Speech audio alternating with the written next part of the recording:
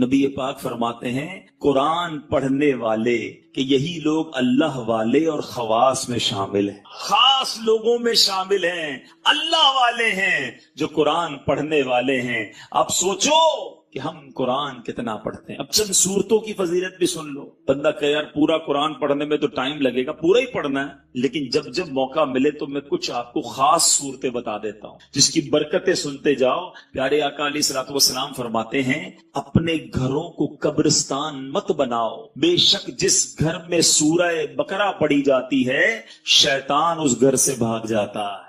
جب جب 2.5 پارے ہیں، 2.25 پارے ہیں، اگر صحیح پڑھنا ہے تو 1 گھنٹے میں ہو جاتی ہے سورہ بقرہ، 1 گھنٹہ نہیں ہے۔ شیطان بھاگ جائے، برکتیں آ جائیں گی نا۔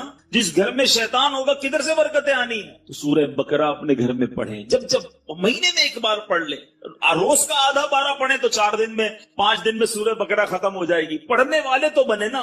سنیے سورہ کہف کی کیا فضیلت ہے۔ پیارے آقا علیہ الصلوۃ والسلام فرماتے ہیں جو سورہ کہف کی پہلی 10 آیتیں یاد کر لے دجال سے محفوظ رہے گا۔ صرف 10 آیتیں۔ ایک اور جگہ نبی پاک نے فرمایا جو سورہ کہف کی آخری 10 آیتیں یاد کر لے دجال سے محفوظ رہے گا۔ اور سبحان اللہ، اب جمعے کے دن سورہ کہف پڑھیں، اس کی الگ فضیلت ہے۔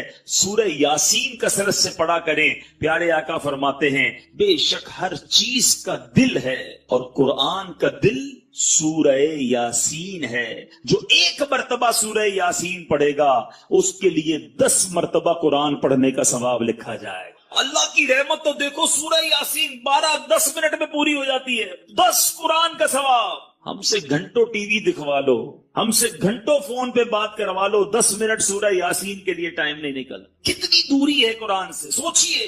سورہ دخان یہ بھی تقریباً 3 صفوں کی سورت ہے، بہت جلدی پوری ہو جاتی ہے۔ فضیلت سنو، پیارے آقا علیہ الصلوۃ والسلام نے فرمایا، ترمذی کی حدیث، جو کسی رات میں سورہ دخان پڑھے گا تو صبح ہونے تک 70,000 فرشتے اس کے لیے دعائے مغفرت کرتے رہیں۔ ہم ایک امام صاحب سے دعا کرا کے بڑے خوش ہوتے ہیں، یار فلاں مولانا صاحب آئے تھے، میں نے ان سے دعا کرائی، بڑی اچھی بات ہے، بزرگوں سے کرانی چاہیے، مگر اس بندے کی خوش قسمتی کے کیا کہنے کہ 70,000 فرشتے ساری رات اس کے لیے دعا کر رہے ہیں۔ پڑھ لیجئے سورہ دخان، کتنی دیر لگتی ہے سورہ دخان پڑھنے میں؟ سبحان اللہ۔ سورہ ملک یہ مدنی انعام بھی ہے، روزانہ رات کو جو سورہ ملک پڑھتے ہیں انہیں مبارک ہو۔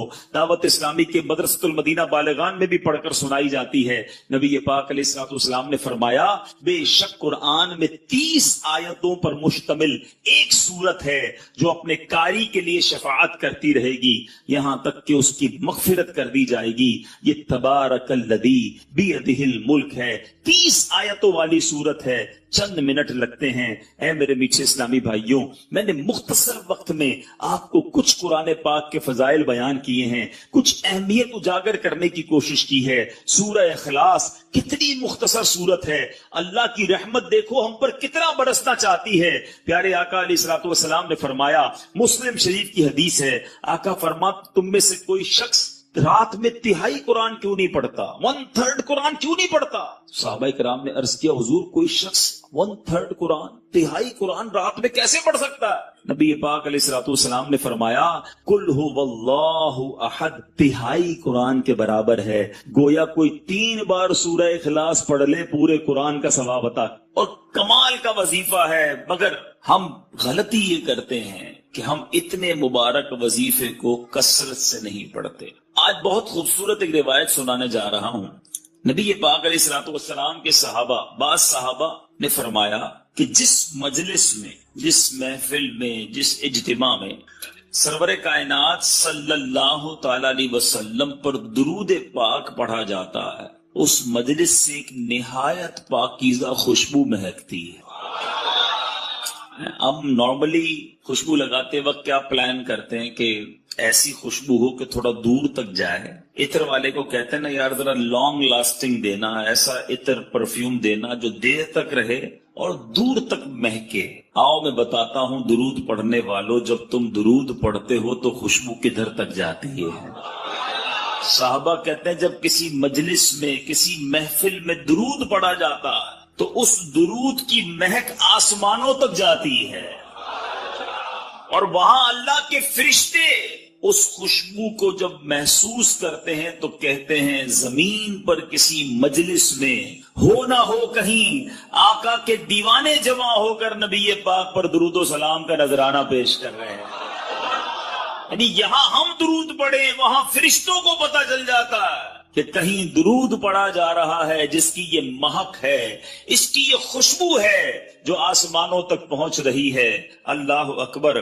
نبی پاک علیہ الصلوۃ والسلام ایسے، ان کا ذکر اتنا مہکا، ان کی بات کرے تو خوشبو نکلے، تو خود نبی پاک علیہ الصلوۃ والسلام کی خوشبو کا عالم کیا ہو. میں بڑے بڑے حسین، بڑے اسپیشل لوگوں کی لوگ بات کرتے ہیں، لوگ کہتے ہیں بہت حسین ہے فلاں فلاں جناب، بڑا اس کو لوگ فالو کرتے ہیں، اس کے فینز ہیں، اس کے فالوورز ہیں. دنیا داروں کی جو محبت میں گرفتار ہیں، میں ایک سوال کرنا چاہتا ہوں، ساری دنیا میں کوئی کتنا ہی حسین کیوں نہ ہو، اس کے پسینے سے بدبو آتی ہے، ٹھیک ہے نا جناب؟ کوئی کتنا ہی طرح دار کیوں نہ ہو، ایٹیکیٹس والا کیوں نہ ہو، جو بڑا نازک کیوں نہ ہو، مگر جب وہ تھوکتا ہے تو اس کے تھوک سے لوگوں کو گھن آتی ہے. Nobody like it. کس کو تھوک اچھا لگتا؟ میں سرور کائنات علیہ الصلوۃ والسلام کے مبارک چہرے کی بات نہیں کروں گا کہ اس چہرے میں تو رب نے کیسا حسن عطا فرمایا کہ مولانا حسن ادا خان صاحب لکھتے ہیں ایسا تجھے خالق نے طرح دار بنایا، ایسا تجھے خالق نے طرح دار بنایا، یوسف کو تیرا طالب دیدار بنایا، کونین بنائے گئے سرکار کی خاطر، کونین کی خاطر تمہیں سرکار بنایا. تو نبی پاک کے مبارک چہرہ انور اور اس کے حسن کی بات آج نہیں کریں گے، پیارے آقا کے ان ہاتھوں کی بات نہیں کریں گے کہ جس طرف اٹھ گئی دم میں دم آ گیا، اس نگاہ عنایت پہ لاکھوں سلام، ہاتھ جس سمت اٹھا غنی کر دیا، موجے بحر سماحت پہ لاکھوں سلام. ہم اس کی بھی بات نہیں کریں گے.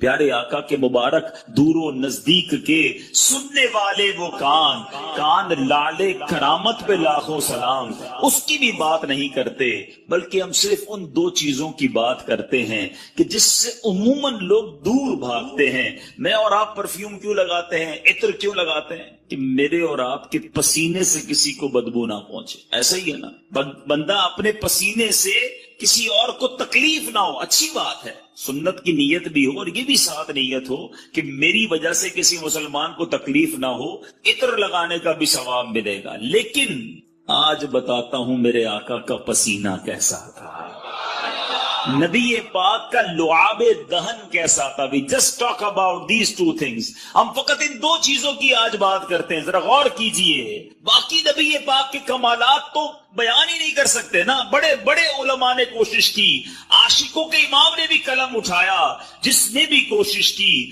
وہ عاجز ہو گیا، حیران ہو گیا.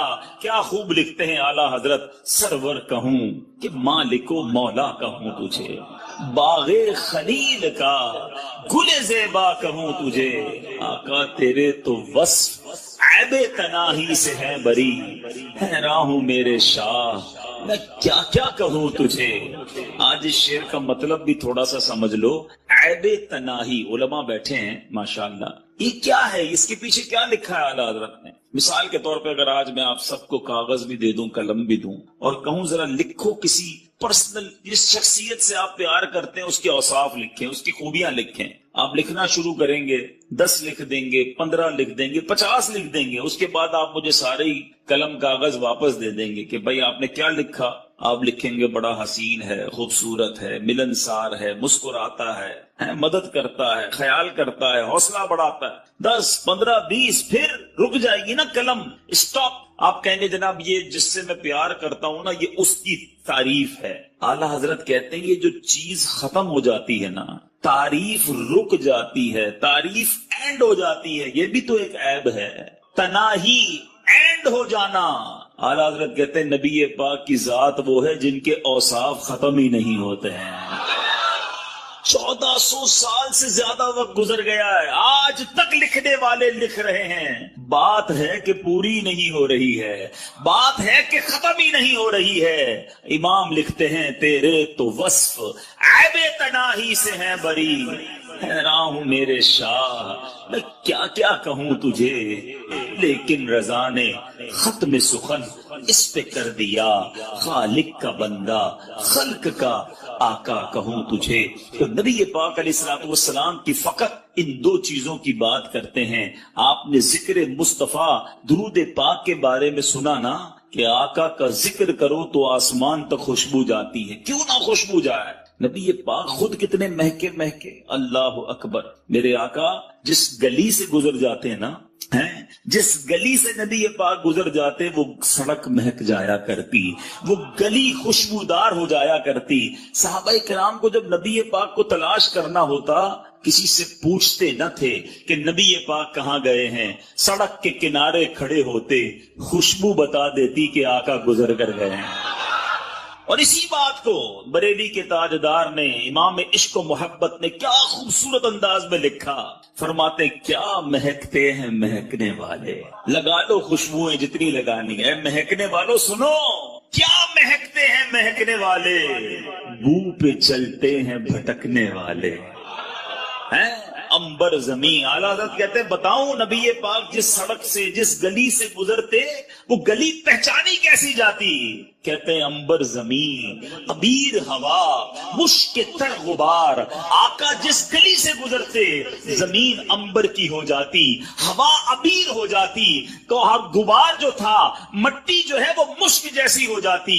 امبر زمین، عبیر ہوا، مشک تر غبار، ادنا سی یہ شناخت تیری۔ جو ہے وہ ایک صحابی آئے نبی پاک علیہ الصلوۃ والسلام کی بارگاہ میں، کہا حضور بچی کی شادی ہے اور خوشبو درکار ہے۔ پیارے آقا علیہ الصلوۃ والسلام نے فرمایا کل آنا، ایک کھلے منہ والی شیشی لانا، ساتھ ایک لکڑی کا ٹکڑا بھی لے آنا۔ صحابی دوسرے دن پہنچ گئے، نبی پاک علیہ الصلوۃ والسلام نے انہی صحابی کے سامنے، دیکھو یہ عشق کا امتحان دیکھو، انہی صحابی کے سامنے اپنے مبارک ہاتھوں سے پسینہ نکالنا شروع کیا اور اس شیشی کے اندر بھرنا شروع کیا۔ مانگا عطر ہے اور دیا پسینہ جا رہا ہے، مگر صحابی کا بلیف دیکھو، یقین دیکھو۔ عرض نہیں کیا کہ حضور بچی کی شادی ہے، عطر چاہیے، آپ پسینہ دے رہے ہیں۔ پیارے آقا نے جب شیشی بھر گئی فرمایا اپنی بیٹی کو کہنا جب خوشبو کی ضرورت ہو اس لکڑی کے ٹکڑے سے اس عطر کو، اس پسینے کو اپنے جسم پر لگا لیا کرے۔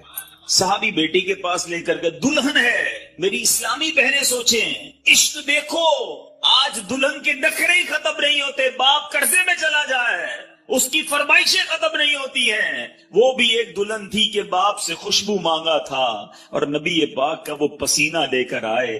فرما بردار بیٹی نے کوئی اعتراض نہ کیا کہ بابا جان آج تو شادی کا دن ہے، خوشبو درکار ہے۔ اگر نبی پاک نے اپنا پسینہ بھیجا ہے تو یہی کمال ہوگا، یہی بہتر ہوگا۔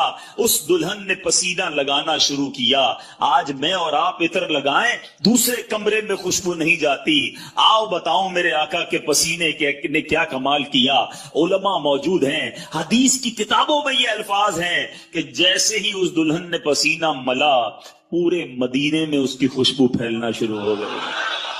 وہ جو گھر ہے جس گھر میں وہ دلہن رہتی تھی، وہ صحابی رہتے تھے، محلے کے اندر بیت المطیبین، خوشبوؤں والے گھر کے نام سے مشہور ہو گیا۔ اللہ اکبر، میرے آقا کا ایسا معجزہ ہو، اعلیٰ حضرت کا قلم کیسے خاموش رہ سکتا ہے؟ عاشقوں کے امام لکھتے ہیں واللہ جو مل جائے میرے گل کا پسینہ، واللہ جو مل جائے میرے گل کا پسینہ، مانگے نہ کبھی عطر نہ پھر چاہے دلہن پھول۔ ارے آقا کا پسینہ مل جائے تو نہ دلہن کو پھول چاہیے نہ دلہن کو جناب عطر چاہیے۔ اب یہ تمام باتیں سنتے ہیں نا تو ایمان تازہ ہو جاتا ہے کہ کیا منظر ہوتا ہوگا۔ آقا جس گلی سے گزرتے ہوں گے صحابہ ہاتھ باندھے باندھے پیچھے چلتے ہوں گے، خوشبوئیں بھی سونگتے ہوں گے۔ 1400 سال پرانی بات ہے، مگر سچی بات بتاؤں آج بھی، ہاں جو مدینے شریف گئے ہیں نا وہ میری بات مانیں گے، آج بھی اگر کوئی عاشق رسول مدینے چلا جائے، نبی پاک کے مبارک تھوک مبارک کی بات کریں، اللہ اکبر، پیارے آقا کی بارگاہ میں اہل مدینہ آتے، دور دور سے لوگ آتے، کہتے حضور ہمارے کنویں کا پانی کھارا ہے۔ آپ کے یہاں بھی کبھی بورنگ میں کھارا پانی نکل آئے؟ اب تو آرو پلانٹ وغیرہ سنا لگتے ہیں لیکن پھر بھی ویسا میٹھا نہیں ہوتا.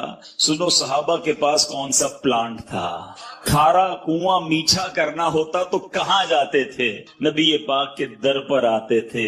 انہیں پتا تھا جو مانگو آقا عطا فرماتے ہیں. واہ کیا جود و کرم ہے شہ بطحا تیرا، نہیں سنتا ہی نہیں مانگنے والا تیرا. تو آقا علیہ الصلوۃ والسلام کی بارگاہ میں آئے، آ کر عرض کرتے حضور پانی کھارا ہے، ہمارے کنویں کا پانی کھارا ہے. نبی پاک کلی فرما کر، کبھی کلی فرما کر پانی دے دیتے، کبھی خود تشریف لے جا کر کنویں پر کلی فرماتے.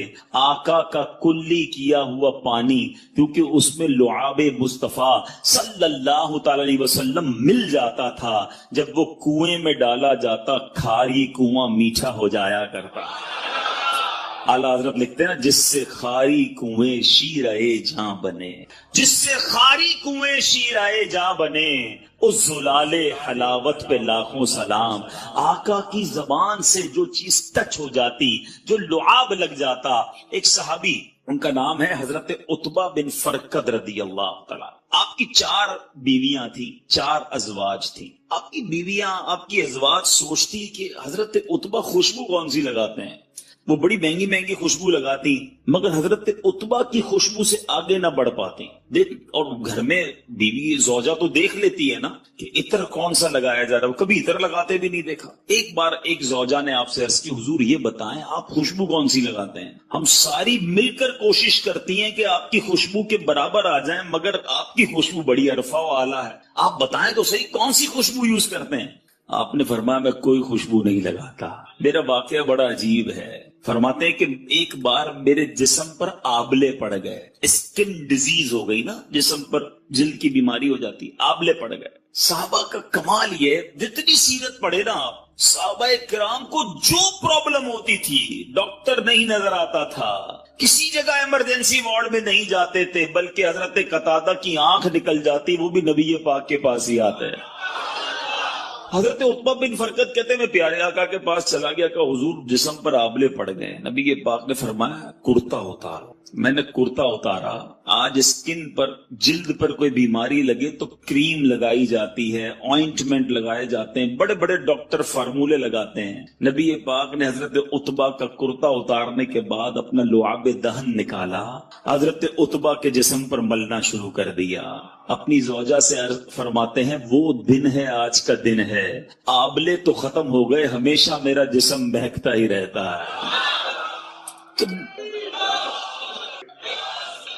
اب ذرا اور کیجئے، نبی پاک سے زیادہ اور کون ہے جس سے پیار کیا جائے؟ آؤ دنیا کے کسی حسین کو لے آؤ سامنے، دنیا کے کسی طرح دار کو لے آؤ، پسینے سے اس کے بو آنی ہے، دھوپ اس کا گھن لاتا ہے.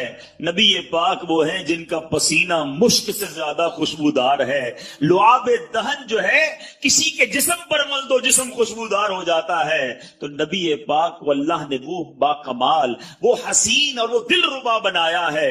تو پھر کیوں نہ نبی پاک سے محبت کی جائے، ان پر اپنا سب کچھ فدا کیا جائے. ایک بات سمجھنی ہے، اب میں نے کہا نا کہ ایک چھوٹی سی بات میں نے کی ہے، پیارے آقا کے لعاب کی، نبی پاک کے پسینے کی. آپ پیارے آقا کی زندگی کی کسی بھی چیز کو اٹھا لیں، نبی پاک کے کسی عضو کی بات کریں، پیارے آقا کے کسی بھی پارٹ آف دا باڈی کی بات کریں، اس کے مقابلے میں با کمال اور دنیا میں کوئی چیز نہیں ملے گی. نبی پاک کی باتیں، پیارے آقا کی پرخیف گفتگو کی بات کریں، ایسا بولنے والا سارے جہان میں کوئی اور نہیں ملے گا. نبی پاک کی عادتوں کی بات کریں، ایسی عادتیں دنیا میں کہیں نہیں ملے گی. اور ایسے کیسے ملے گا جب نبی پاک کو رب نے حبیب بنایا، اپنا حبیب بنایا، تو پھر پیارے آقا جیسا پھر کسی کو نہ بنایا.